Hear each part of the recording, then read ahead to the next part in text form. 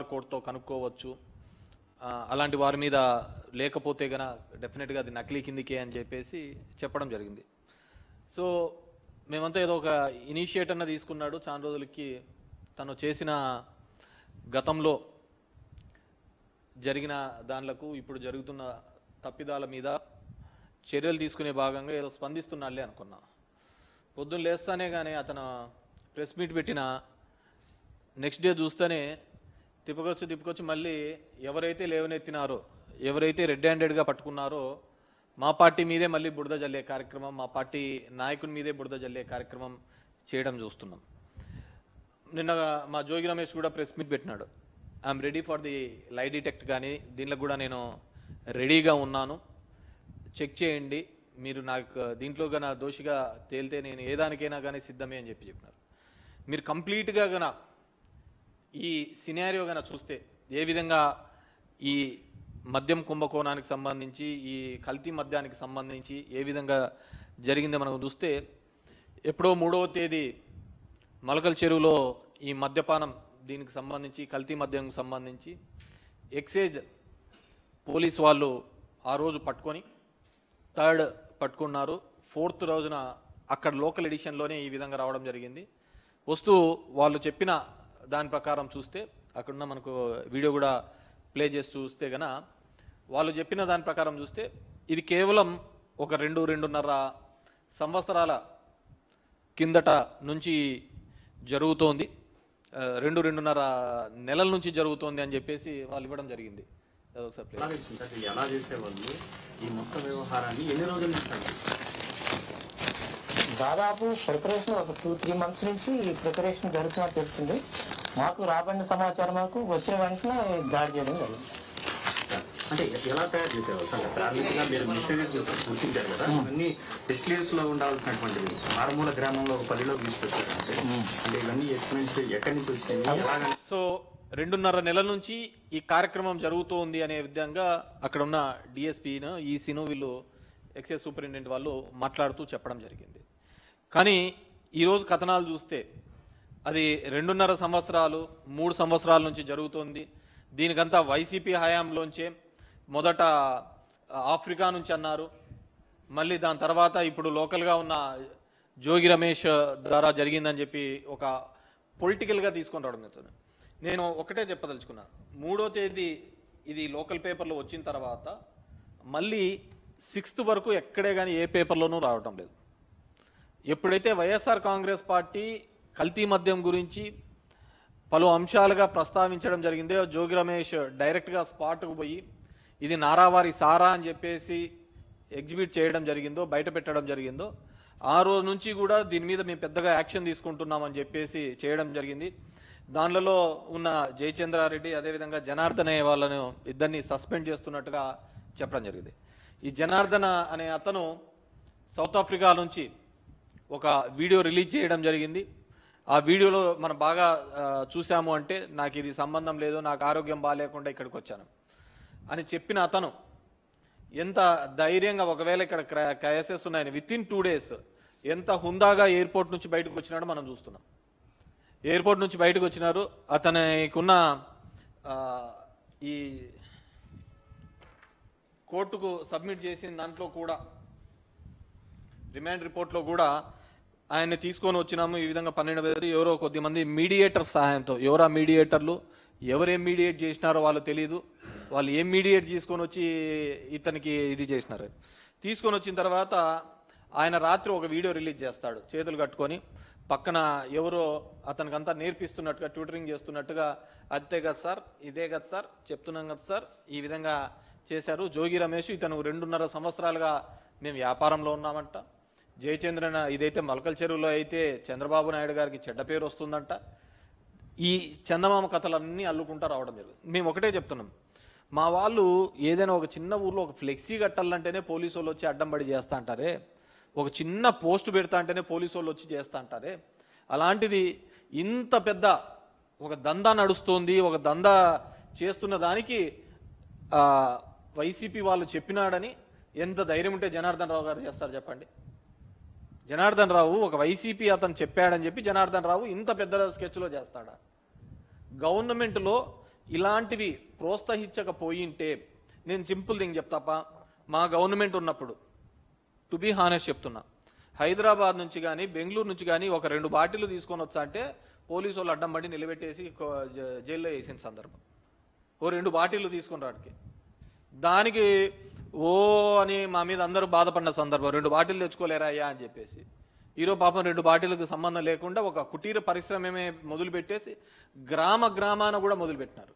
ఎందుకు వస్తుంది ఈ విధంగా కల్తీ మద్యం? ఎందుకు ఏ విధంగా తయారవుతుంది? వీళ్ళు బెల్ట్ షాపులు అన్నీ కూడా వేలాల్లో అమ్మినారు. 1,00,000, 2 లక్షలు, 3 లక్షలు, 9 లక్షలు, 10 లక్షల వరకు పోయిన వేలాలు. అక్కడ నా గ్రామంలో ఉన్న డిమాండ్ని బట్టి పోయినప్పుడు ఆ 10 లక్షలతో ఈ బ్రాంతి షాప్లోంచి సరుకు తీసుకొని అమ్మితే వాళ్ళకేం పెద్ద లాభం రాదు. ఈ విధంగా కల్తీ చేసుకొని వస్తే మా ఏరియాలో కూడా, మా ధర్మవరం ప్రాంతంలో కూడా ఇప్పటికీ వైన్ షాప్స్లలో, కొన్ని తెలుగుదేశం పార్టీకి సంబంధించిన వైన్ షాప్స్లలో కదిరి నుంచి వచ్చి రాత్రిపూట వచ్చి బాటిల్ అలాగే ఉంటుంది. బాటిల్ అంతా ఇట్లా నీట్గా తిప్పుతారు, దాన్ని మాడుస్తారు. ఒక 2 కేసులు 3 కేసు, ఒక కేసుని 3 కేసులుగా తయారు చేస్తారు, వెళ్ళిపోతూ ఉంటారు. అంత నైటే వర్క్ జరుగుతూ ఉంటుంది. ఇది ప్రతి చోట ఉన్న పరిస్థితి. ఎందుకు ఈ నకిలీది వచ్చింది? కేవలం వీళ్ళందరూ ఈ బెల్ట్ షాపులలాగా బాగా విస్తరించిపోయినాయి. ఈరోజు నిన్న చంద్రబాబు నాయుడు అంటున్నాడు, బెల్ట్ షాపులు ఇవన్నీ మేమన్నిటినీ వచ్చి మీద కఠినమైన చర్యలు. బాగా గుర్తుపెట్టుకోండి, ఆయన ఒక్క మాట అన్నాడు అంటే ఖచ్చితంగా దానికి వ్యతిరేకంగా జరిగింటుంది. మేము తీసేస్తున్నామంటే ఒక 4 పెరిగింటాయి తప్ప తగ్గే ప్రసక్తే లేదు. లా అండ్ ఆర్డర్ మీద మేము ఉపేక్షించము అంటే ఖచ్చితంగా గొడవలు జరిగింటాయి ఎక్కడో చోట. ఆ విధంగా చేస్తూ ఉంటారు. సో ఈరోజు వైఎస్ఆర్ కాంగ్రెస్ పార్టీ మీద ఈ విధంగా రుద్దే ఒక ప్రయత్నం నిజంగంటే కూడా నీచాది నీచమని. అందుకే నిన్న జోగి రమేష్ కానీ వైఎస్ఆర్ కాంగ్రెస్ పార్టీ కానీ ఒక థర్డ్ పార్టీ ఎంక్వైరీ చేయాలి అని చెప్పేసి సిబిఐ పార్టీకి మేము సిబిఐ దీని మీద ఇన్వెస్టిగేషన్ చేయాలి అని చెప్పేసి. ఎందుకంటే ఇక్కడ ఉన్న వాళ్ళు సిట్ అంటే సిట్టు, స్టాండ్ అంటే స్టాండ్. ఒక జగన్మోహన్ రావు అనే అతను వచ్చి, జనార్దన్ రావు అని వచ్చేస్తాడు, వచ్చి ఒక స్టేట్మెంట్ ఇచ్చేస్తాడు, ఒక వీడియో పెడతాడు. అసలు ఈ ఇన్వెస్టిగేషన్ ఆఫీసరు ఈ విధంగా వీడియోస్ ఏ విధంగా లీక్ చేస్తాడు? తన ముందర ఇన్వెస్టిగేషన్ కాన్ఫిడెన్షియల్గా జరగాలి, జరిగిన తర్వాత వీళ్ళంతా నిందితులు, వీళ్ళంతా ఈ విధంగా జరిగిందని. అది ఏ పార్టీ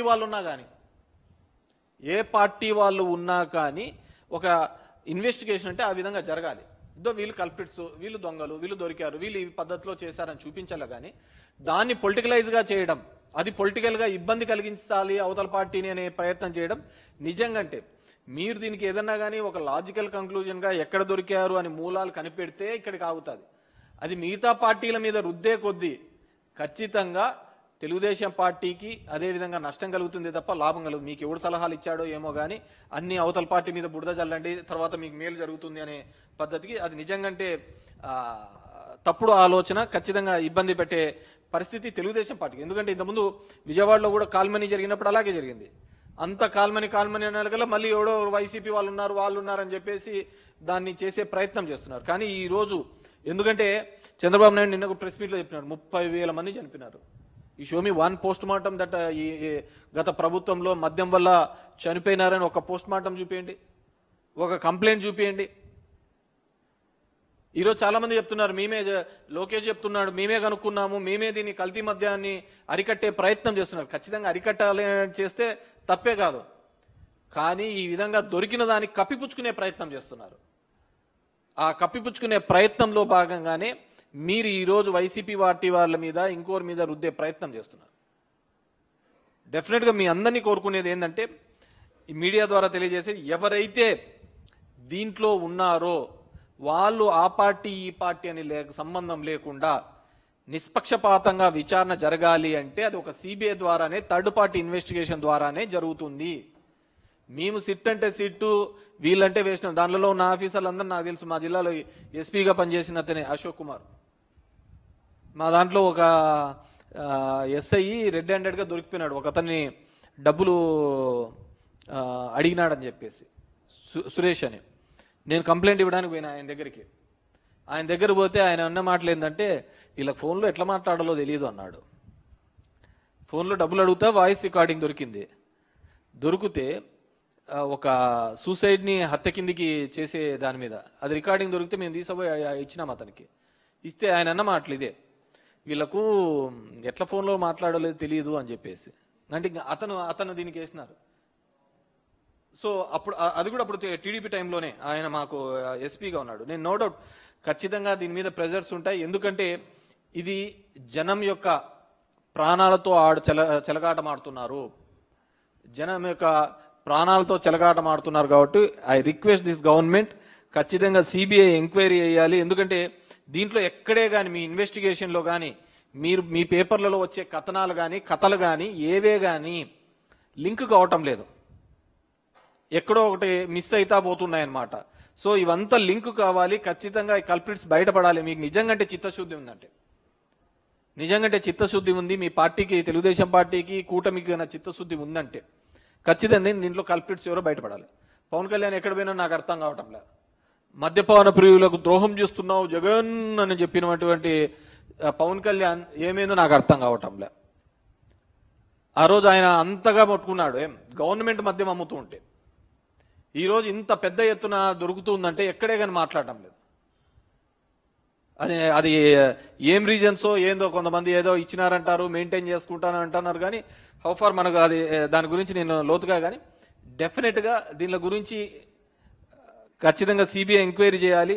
మా పార్టీ వాళ్ళని ఇరికించడం వల్ల మీరు తృప్తి పొందడమో, పేపర్లలో 4 కథనాలు వస్తున్నాయని దాని మీద మీరు బాధపడ్డమో కాకుండా, ఎవరైతే దీనిలో మూలాధారం ఉన్నారో అది ఎంతటి వారైనా వదిలిపెట్టమని మీరు అంత గట్టిగా చెప్తున్నారు. కాబట్టి డెఫినెట్గా మీరు దీని మీద సిబిఐ ఎంక్వైరీ చేసేయండి ఖచ్చితంగా. అప్పుడు కానీ దీని మీద తేలదని చెప్పేసి కోరుకుంటున్నాను. ఎందుకంటే మీరు చేసేది మొదటి నుంచి కూడా బురద జల్లే రాజకీయమే. మా పార్టీ అతను రాజశేఖర రెడ్డి కావచ్చు, జగన్మోహన్ రెడ్డి కావచ్చు, మొండోడు కాబట్టి నిలబన్నారయ్యా. లేకుంటే మీరు చేసే పనులకు ఎవడైనా కానీ బిచ్చాన్ని ఎత్తుకొని పోవాల్సిందే. ఎన్టీఆర్ లాంటి వాళ్ళే మీరు నాశనం చేసి పెట్టరే. స్త్రీలోలుడని, లక్ష్మీభారతుడని, అది ఇది అని చెప్పేసి ఏమేమో చెప్పి కథనాలు చెప్పేసి ఇదే పేపర్లలో వచ్చినట్టువే కదా, ఇదే కథనాలు వచ్చినట్టు కదా. ఏమిటి ఇప్పుడు సోషల్ మీడియా అనే ప్లాట్ఫాము, ఇంకొక మల్టిపుల్ మీడియా ఉన్నాయి కాబట్టి సరిపోయింది. కానీ లేకుంటే ఇలాగే కదా అందరినీ నాశనం చేసేది. కాబట్టి మీ లైబ్రరీ ఏందో, మీరు ఈ విధంగా ఏ విధంగా కట్టుకథలు అల్లి ప్రజల్ని మోసంగా చేయాలనే ప్రయత్నం అప్పుడు చేస్తున్నారు, ఇప్పుడు చేస్తున్నారు. You are successful in that. ప్రజల్ని ఏ విధంగా మోసం చేయాలి, మ్యానిపులేట్ చేయాలి, వీటిలో మీకు మించినోడు లేనే లేడు. ఖచ్చితంగా దాంట్లో అన్ని డిగ్రీలు మీకే ఇస్తారు. కానీ ఇది ప్రాణాలకు సంబంధించిన విషయం, పేద ప్రజల ప్రాణాలకు సంబంధించిన విషయం. మీరు అంటున్న బార్ కోడింగ్ ప్రతి ఒక్కరి దగ్గర పనిచేయదు, అందరి దగ్గర ఫోన్పే ఉండదు. ఎక్కువ మీ బ్రాందీ షాప్లలో, దీనిలలో మీ షాప్లలో లేదా 80% దినకూలీలే వచ్చి తాగుతా ఉంటాం. దినకూలీలు వచ్చి చేసే వాళ్ళ దగ్గర ఫోన్పేతో పెట్టుకొని చేసుకొని, లేకుంటే స్కాన్ చేసుకొని ఇది ఒరిజినల్లా డూప్లికేట్ అని ఉండదు. నిన్న మొన్న ఏదో చిన్న వీడియోస్ కూడా వచ్చినాయి, బీర్వి అవన్నీ టెక్నికల్గా మనం చెప్పేది కాదు. కానీ సో ఖచ్చితంగా కల్తీ మద్యం అనేది ప్రతి చోట, మొలకల చెరువులో మొదలైన సంఘటన, విజయవాడ నడిబొడ్డున ఇబ్రహీంపట్నంలో ఉన్న చోట, మా ధర్మవరంలోనూ కూడా ఉంది. మా ధర్మవరంలో ఎవరిని అడిగినా చెప్తారు, రైల్వే గేట్కి అవతల పోయి అడిగితే ఎవరైనా చెప్తారు పైన క్యాప్లన్నీ తీసేసి అమ్ముతా అంటారు అని చెప్పేసి. సో డెఫినెట్గా టేక్ స్ట్రిక్ట్ యాక్షన్ అగెన్స్ట్. ఎందుకంటే చంద్రబాబు నాయుడు గారు ఇప్పుడు మీరు అది కట్టాము ఇది కట్టాము దానిల కోసం కాదు, కీర్తి ప్రతిష్టల కోసం పాకులాడండి. గౌన సంపాదించుకునేదంతా సంపాదించుకున్నారు. ఇంకొక 40 తరాలు ఇంట్లో కూర్చొని తిన్నా కానీ సరిపోయినంత డబ్బులు సంపాదించుకున్నారు. కాబట్టి లేదు ఇంకా ఆ కీర్తి ప్రతిష్టలు ఇప్పుడు రాజశేఖర రెడ్డి గారికి కానీ ఇంకోరు కానీ ఏమున్నాయి, ఆయన లేకపోయినా కానీ ఇంకా కీర్తి ప్రతిష్టలే కదా. డెఫినెట్గా ఎవరైనా 1000 సంవత్సరాలు బతకరు. కానీ మన కాలంలో మనం ఏం చేస్తాం, ఎటువంటి పరిపాలన అందించినాం, మస్తుకు చెప్పుకోవడానికి 2 పథకాలు లేవు, 2 పెద్ద కన్స్ట్రక్ట్ చేసినవి ఏంది లేవు. సో మనగా కల్పించుకొని చేసుకుంటున్న తరుణాలే ఉన్నాయి. కాబట్టి డెఫినెట్గా ఈ కల్తీ మద్యం అనే దాంట్లో వీటి మీద కఠినమైన చర్యలు తీసుకోవాలని చెప్పేసి ఈ ప్రభుత్వాన్ని డిమాండ్ చేస్తున్నాను. Any other questions?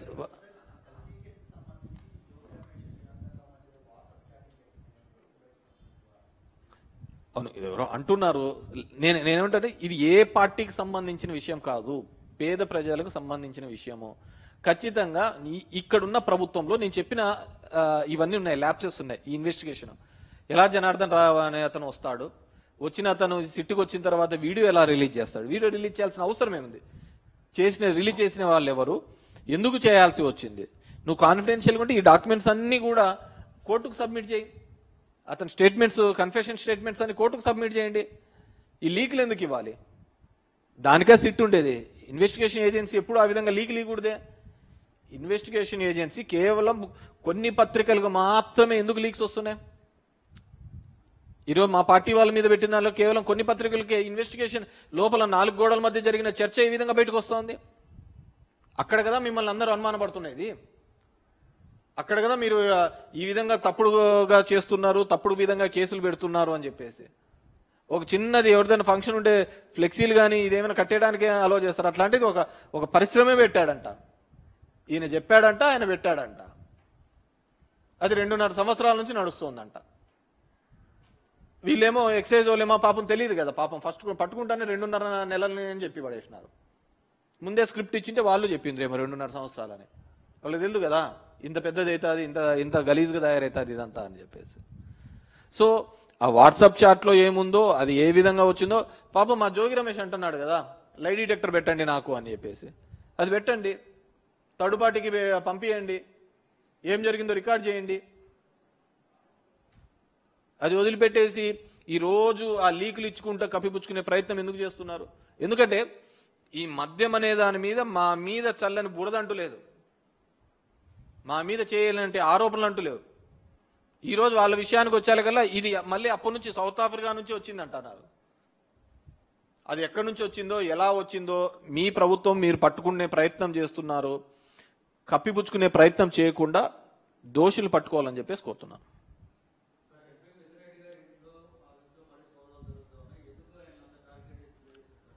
డెఫినెట్గా నేను ముందే చెప్పాను, వైఎస్ఆర్సీపీ వాళ్ళు డెఫినెట్గా ఈ 5 సంవత్సరాల్లో మినిమం ఒక 10 కేసులన్నా అందరికీ ఉండాలా. అది ఒక క్వాలిఫై రౌండ్ ఉంటుంది చూసినావు మామూలుగా ఒలింపిక్స్కి దీనిలో, అట్లా క్వాలిఫై రౌండ్ అనమాట ఇవన్నీ. ఎవరైతే యాక్టివ్గా ఉంటున్నారో అనే వాళ్ళ మీద మినిమం ఈ కేసుల పరంపర అనేది జరుగుతూనే ఉంటుంది. దట్స్ నాట్ పెద్ద సీరియస్గా తీసుకోవాలి. వీ గాట్ ఇమ్యూన్ అంతే, మాకు దాని మీద కేసులకు దీనిలోకి ఆలోచించే ప్రసక్తి లేదు. డెఫినెట్గా అంతే కదా, డైవర్షన్ పాలిటిక్స్లో భాగంగానే జోగి రమేష్ అనే పేరు ప్రస్తావించడం జరిగింది. ఎందుకంటే ఆయనే ఇబ్రహీంపట్నంకు పోయి అవన్నీ చేసి నారావారి సారా అని చెప్పేసి ప్రస్తావించడం జరిగింది. కాబట్టి ఆయన ఏదో విధంగా టార్గెట్ చేసి ఎవడో ఒకటి దొరకాలి కదా అని చెప్పేసి అంతే, అతని మీద బుడదేయడం, అతని తిప్పలు అతను పడతా అంటాడు. ఇన్ని సంవత్సరాలు జరిగేది అదే కదా, అవే జరుగుతున్నాయి. ఆ పేపర్లు అలాగే బతుకుతున్నాయి. Any other? Thank you.